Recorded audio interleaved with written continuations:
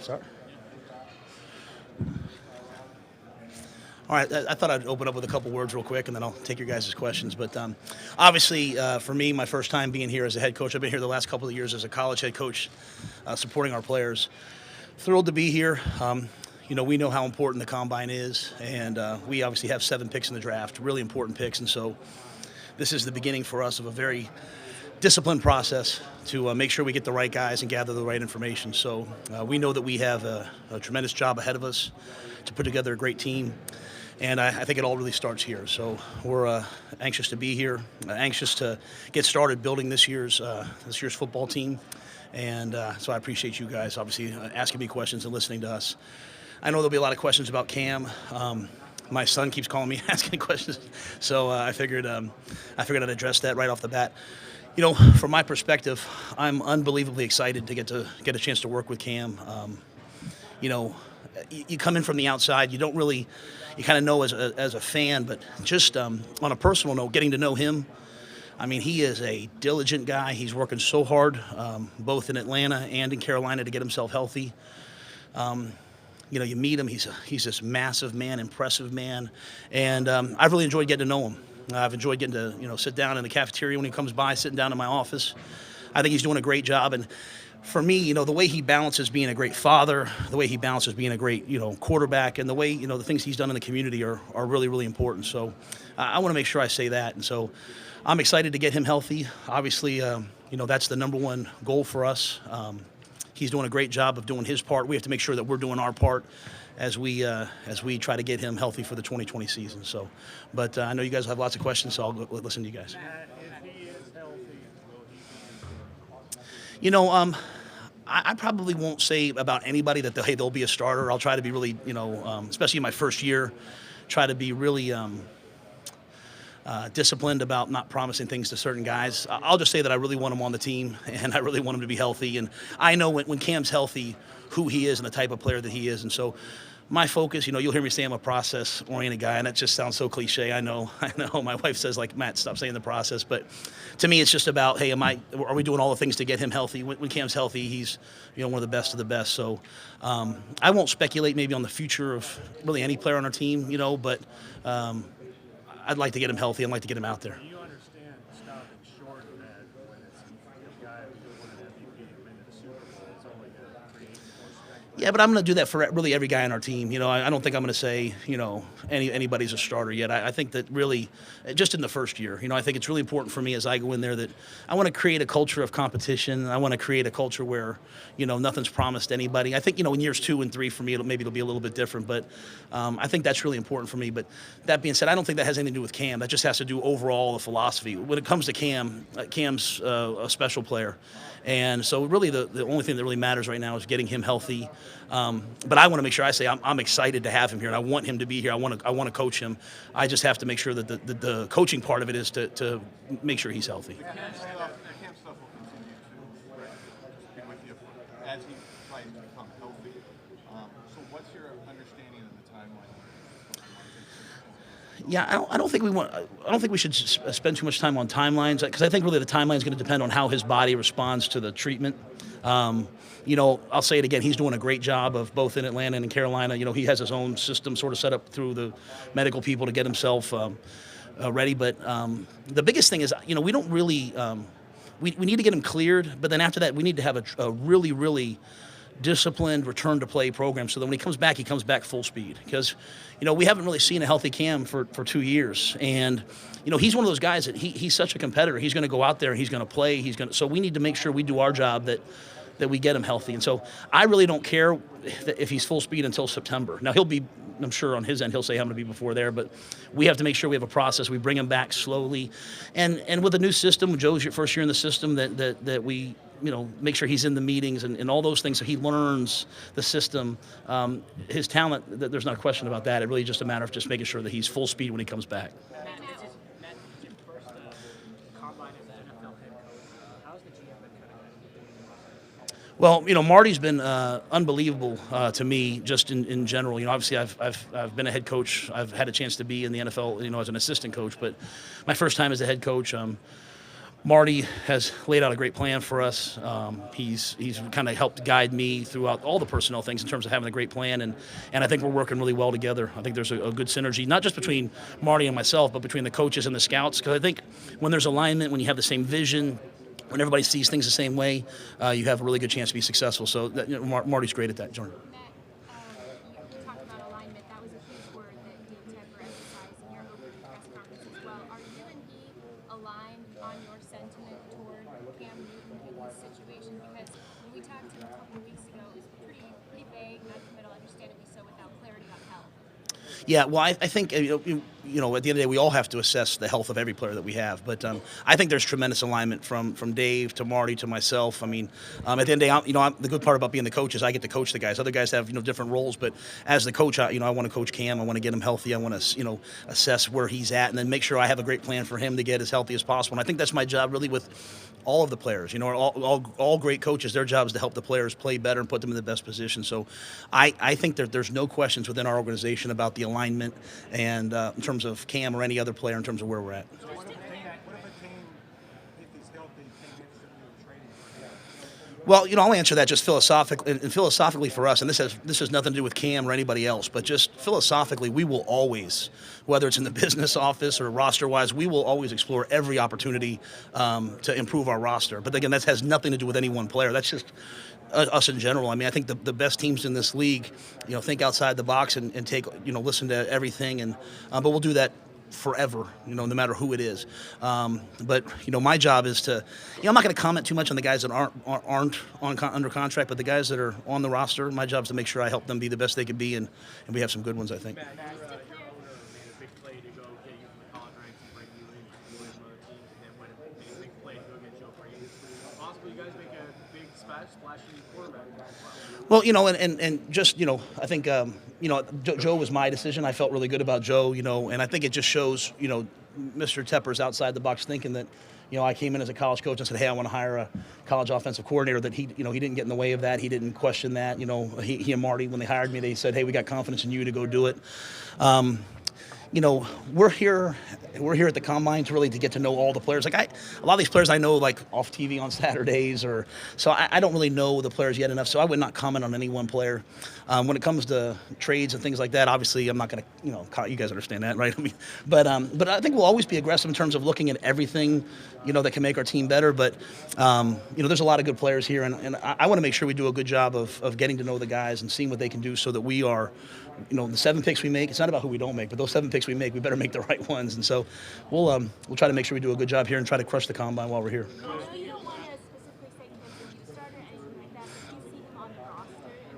Is that how you envision it? Oh yeah, I absolutely want Cam here. There's no doubt about that.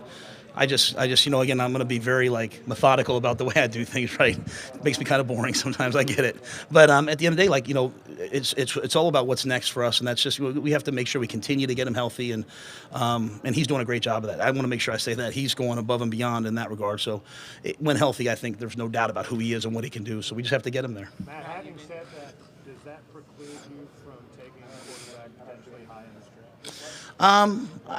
I don't think so in any regard, but I don't think that's true for any position. I mean, we're going to look at the very absolute best fit at everything, and so I think when you're picking 7th, it usually means that you have to do something, right? You have to get an impact player. So we'll look for any impact player, and that's really again the process that we're in here. I'm probably not even thinking draft enough yet. I'm probably more thinking combine, because I don't want to, from my perspective, I don't want to miss out on a player. I want to get the very best fit for us. And so, to me, how do you do that? You're really diligent in the process along the way of the formal interviews, informal interviews, the weigh-ins. And so, I'm especially being my first combine in this role, I'm going to make sure I do a good job, and I'm trying not to let anything slip through the cracks. So, I'm so focused right now on just this. And then, when the draft comes, Marty and I'll get together and hopefully make the right picks. We'll definitely make the right picks.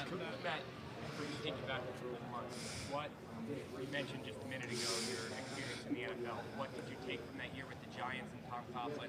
And then the second part would be, what about this job made you not even want to go to the Giants for an interview? Well, I'll just say this: no coach, no man has had more of an impact on me as a coach than Tom Coughlin. And sometimes things end a certain way or whatever, but let's think back about what Tom Coughlin did. What he did in Jacksonville, what he did in New York, winning 2 Super Bowls. And I think he always did it with class, and he always did it, the right way. And so I learned so much from him. I'm not in anywhere close to this position if I don't work for Tom. Not just because of the opportunity, but because of the coach that he taught me how to be. And so, even now, the fact that I can pick up the phone, I'm such a lucky person. I can pick up the phone and call Tom Coughlin. I can pick up the phone and call Dick Vermeil. I mean, these men give so much, and so Tom has been amazing to me. So I learned a lot about, just running a program, and I think the best coaches at this level, they don't sway to and fro based upon the wins. They stay really committed to the way that they're going to do things, and that's why you keep hearing me say disciplined. I think for us to build this program the right way and build this team the right way, we have to be disciplined and not, react.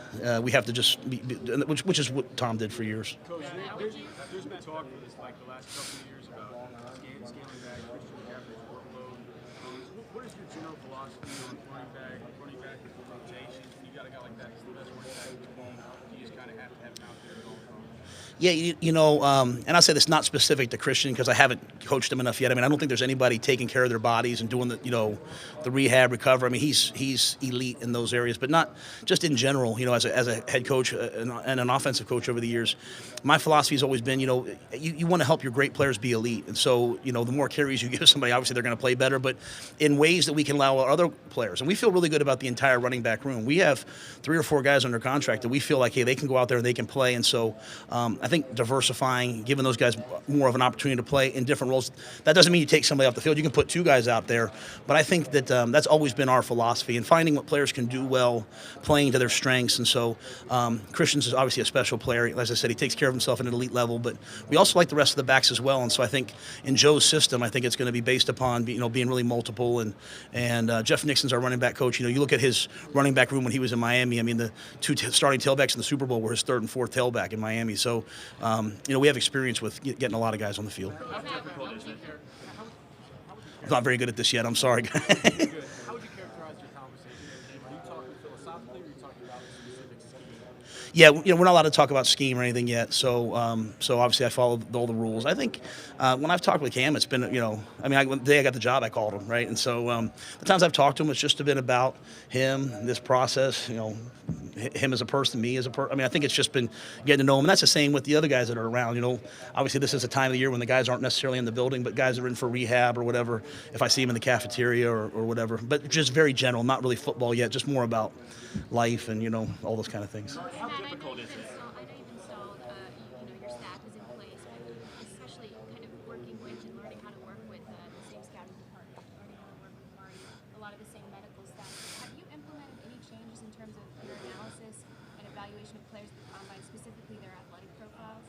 Yeah, so we have revamped everything downstairs from the training. Now, some of the same people in the training room may be there, but they've been elevated or moved.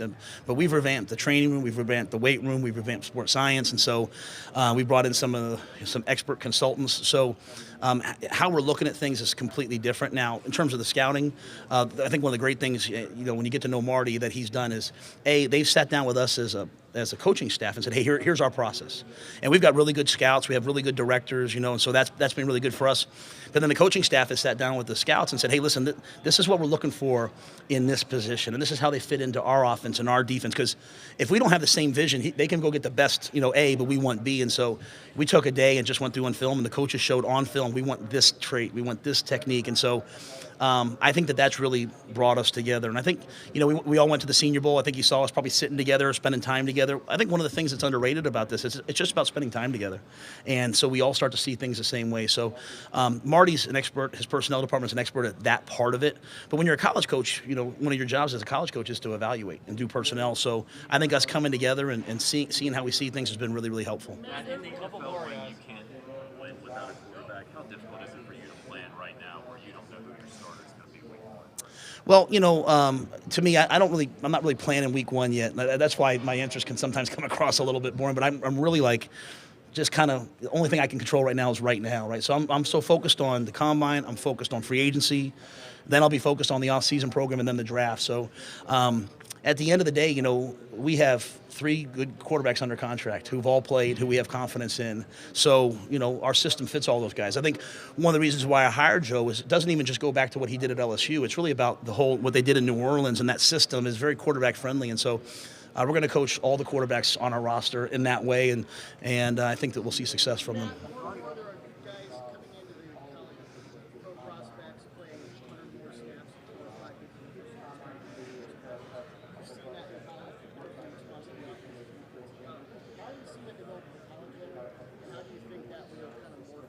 Say it one more time. Yeah. Yep. Yep.